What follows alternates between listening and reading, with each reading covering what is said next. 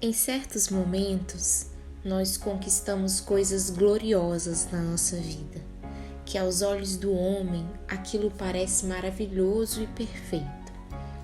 Mas a pergunta que eu quero te fazer é a seguinte: Deus está nessa coisa linda e maravilhosa? Deus está presente nessa conquista? Essa conquista é realmente perfeita? É realmente boa para a sua vida? Deus está habitando no meio deste sonho que você está vivendo? Essa é a pergunta para a gente entender hoje, sabe? Quando a gente lê Ezequiel, a partir do versículo 40, nós vemos ali a construção de um templo. Ezequiel, ele foi usado pelo Senhor para fazer a planta daquele templo.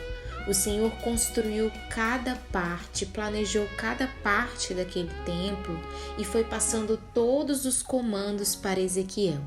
E quando nós lemos do versículo 40 ao 42, nós percebemos toda essa estrutura sendo repassada para Ezequiel, toda a explicação nos mínimos detalhes.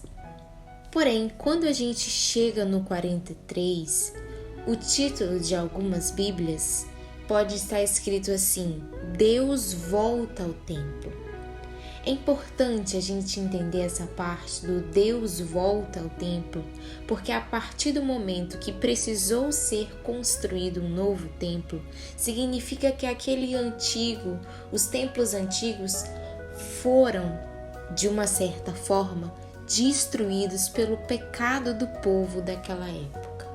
Por isso, Deus traz aqui a necessidade de uma nova aliança com o povo. Então a gente percebe que neste novo templo, construído perfeitamente com todos os detalhes da forma que agrada ao Senhor, nós percebemos a vontade do Senhor de fazer novamente uma aliança com aquele povo que tinha inundado o seu templo com coisas deste mundo, que tinha sujado, deixado aquele local tão santo, tornado ele tão impuro. Antes era santo e depois se tornou impuro por causa do pecado daquele povo. E aí no 43 a gente percebe o Senhor voltando ao templo que ele construiu, ao templo que ele planejou cada detalhe. Não foram os homens que construíram, que planejaram especificamente, que pensaram em tudo. Aquilo foi uma orientação do Senhor. E é interessante a gente perceber que logo no início do versículo, Ezequiel fala a respeito desse homem que chegou ao templo, da voz do Senhor que chegou até o templo de Israel. O homem me levou até o portão do lado leste, e eu vi que daquele lado vinha vindo a glória de Deus de Israel. A voz de Deus parecia o rugido do mar, e a terra ficou iluminada com a sua glória. Quando a gente lê essa parte, nós percebemos a diferença da presença de Deus nas coisas que a gente faz. A diferença de um templo sem a presença de Deus e um templo com a presença de Deus. Aqui o versículo fala claramente como aquele local ficou iluminado, como ele foi inundado com a glória do Senhor. Eu quero te dizer, o que você está conquistando hoje sem a presença do Senhor não está iluminado o suficiente para ser tão perfeito como você imagina. A presença do Senhor nas coisas que a gente faz, nas coisas que a gente possui, nos nossos sonhos, nos nossos objetivos, ilumina por causa da glória do Senhor. São coisas iluminadas, são coisas perfeitas, são coisas pensadas, detalhadas e que possuem a mão do Senhor. Quando a mão do Senhor está presente nas coisas que a gente realiza na nossa vida, tudo é perfeito. A glória do Senhor passou pelo portão do lado leste e entrou no templo. Essa mensagem é um convite para que a glória do Senhor entre na sua vida, entre nos seus planos, entre nos seus projetos. Nós não estamos falando aqui de somente adorar ao Senhor. Nós não estamos falando aqui de somente ir aos cultos, ler a Bíblia, ler a palavra do Senhor e quando esse momento passar, a gente resolver as coisas da nossa forma, do jeito que a gente acha melhor.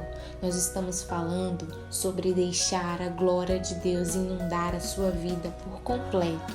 Você viver na glória de Deus, viver os sonhos do Senhor, viver os projetos do Senhor, deixar que Ele realmente planeje a sua vida, direcione a sua vida para que a glória do Senhor inunde este lugar em que você está vivendo. Nós podemos ter templos maravilhosos ao redor do mundo, igrejas maravilhosas, construções maravilhosas, mas Deus está presente neste lugar. Essa é a parte fundamental. Apesar de ser bom, apesar de nós precisarmos de um templo, Deus não precisa de tudo isso, Deus não precisa de grandes coisas. Ele até faz para mostrar o seu poder, para mostrar a tua glória, mas Ele não precisa. Ele precisa de corações sinceros, Ele precisa de corações íntimos, Ele precisa de corações que estejam atados ao dele. É isso que Ele quer, é essa essência que Ele quer, é esse amor que Ele quer da gente. E não precisa ser necessariamente uma igreja. O que você tem feito na sua vida? Isso pode ser bens materiais, isso pode ser um trabalho, isso pode ser qualquer outro sonho, uma viagem, isso pode ser um relacionamento, isso pode ser uma viagem, isso pode ser amigos, qualquer outra coisa. Deus está neste momento, a glória do Senhor está sendo... Você está sendo inundado pela glória do Senhor a partir deste momento, a partir dessa conquista, a partir da realização desse sonho. Neste exemplo aqui, o Senhor deixou o templo por causa do pecado do povo, porque o povo sujou, manchou o templo do Senhor. A partir do momento que o pecado habita em um lugar, o Espírito Santo de Deus, a presença do Senhor, quando esse pecado é constante e suja de uma maneira que não seja possível purificá-lo novamente, o Senhor deixa aquele lugar, porque o pecado e o Senhor não habitam no mesmo lugar. E aí é possível sim a gente voltar, é possível sim a gente se arrepender. Mas Deus vai começar do zero.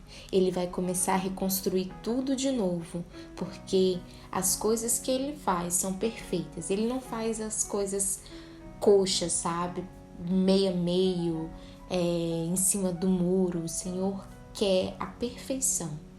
É por isso que quando a glória dele está presente, a perfeição é a certeza. E quando a gente fala de arrependimento, a gente chega na parte em que o Senhor fala para Ezequiel: faça com que fiquem envergonhados por causa dos seus pecados. O Senhor está dando aqui uma chance daquele povo se arrepender. Por quê? Porque o Senhor é misericordioso. Ele quer novamente que as pessoas desfrutem do templo do Senhor, mas que eles se arrependam, que eles se envergonhem do que eles fizeram antes, para que eles não venham fazer novamente. E o Senhor diz: escreva todas essas coisas para que todas as leis e os regulamentos eles sejam cumpridos.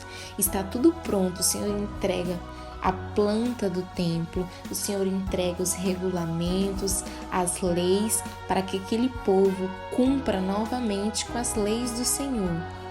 E ele fala: esta é a lei do templo. Todo o terreno que fica em volta dele no altar da montanha é santo e sagrado. As coisas do Senhor são santas e sagradas. Se o que você tem feito, se as coisas que você tem feito, você acha tão perfeito, você acha tão certo, sabe? Mas não tem a presença do Senhor, então isso não é santo, não é perfeito e não é sagrado, porque as coisas do Senhor têm ordem. O Senhor tem ordem na sua casa. E quando vira bagunça, Ele simplesmente se afasta daquele lugar. Se não tem organização, se não tem ordem, Deus não está nesta causa. Deus não está nesse plano. Deus não está neste projeto. Deus não está neste relacionamento. Deus não está neste trabalho. Porque as coisas do Senhor têm ordem. E mais para frente, quando a gente vai lendo Ezequiel 43, a gente percebe que existe todo um ritual ali novamente para que a presença do Senhor volte para aquele lugar, para que as pessoas sejam perdoadas. Ou seja, tiveram ali sacrifícios, tiveram ali pessoas que foram autorizadas, que foram os sacerdotes da tribo de Levi, que eram os que primeiramente poderiam ir ali e servir e fazer todos os sacrifícios com os animais, e depois de todo esse processo, de toda uma preparação, a renovação da aliança de Deus com o povo seria feito. E então era aí, somente assim que termina o versículo, depois de toda essa preparação, que o Senhor fala: então ficarei contente com todos vocês. Eu, o Senhor Deus, falei. O Senhor quer voltar a ficar contente conosco. Ele quer nos ver arrependidos dos nossos pecados. Ele quer o tempo todo que a gente pare, pense, reflite, volte a pensar, volte a segui-lo, volte a colocá-lo como prioridade. Que a gente reveja os nossos planos para ver se está de acordo com os planos do Senhor. Ele quer ficar contente conosco. Só que acontece que quando a gente precisa passar por esse processo, porque em algum momento a gente falhou, a gente deixou de lado, a gente seguiu por outro caminho, existe novamente um processo que a gente precisa passar. É aquela velha coisa, o Senhor perdoa, mas a gente precisa aprender. A gente precisa aprender para não repetir o mesmo erro. Então é um processo que a gente precisa passar novamente. A gente precisa ser reconstruído. O templo foi reconstruído, sabe? A gente precisa ser reconstruído e ali a gente vai aprendendo, a gente vai se capacitando novamente, a gente vai tendo mais intimidade com o Senhor. Nós vamos aprendendo a ser mais íntimos do Pai, a viver na presença do Senhor. Esta reconstrução é necessária quando nós erramos, quando nós pecamos, quando nos afastamos da presença do Senhor. Mas a coisa mais importante aqui é entender que o Senhor, Ele quer estar no meio das nossas conquistas, porque os planos do Senhor para a nossa vida são perfeitos. Ele quer então participar, Ele quer estar feliz com você. O Senhor não quer te ver feliz sozinho, Ele quer estar com você, te guiando até nos seus momentos felizes. Por muitas vezes nós buscamos o Senhor em momentos de desespero, mas não só na tristeza o Senhor está com a gente. Ele quer se alegrar conosco novamente. E é por isso que Ele é misericordioso, é por isso que Ele sempre perdoa. Então, no que você está vivendo agora, no momento da sua vida, pare e se pergunte se Deus está com você nessa nova chance, nessa oportunidade. Às vezes nós estamos hoje precisando tomar decisões, estamos hoje precisando bater o martelo, decidir algumas coisas, dizer sim, dizer não, aprovar projetos ou não. Não sei o que nós precisamos fazer hoje. Não sei o que cada um precisa fazer hoje, mas eu quero te dizer que uma certeza eu tenho, é que se o Senhor está neste plano, se o Senhor está neste projeto, vai ser perfeito, vai ser alegre, vai ser contínuo, porque o Senhor tem planos perfeitos. Ele só precisa estar junto com você. Você precisa permitir, entende que somos nós que precisamos permitir a presença do Senhor. Porque se nós não permitimos, o Senhor se retira. E quando Ele se retira, a desorganização, a bagunça, a confusão domina esse plano, domina esse projeto. Se você quer ir para frente, se você quer a presença do Senhor do seu lado, peça, clame ao Senhor todos os dias: Senhor, haja nesse projeto, haja nesse plano. O que tiver que acontecer, faça, me guie. Eu quero viver a tua presença. Essa é a nossa reflexão de hoje. Precisamos viver os planos do Senhor. O nosso templo hoje precisa ser habitado pelo Senhor. Amém?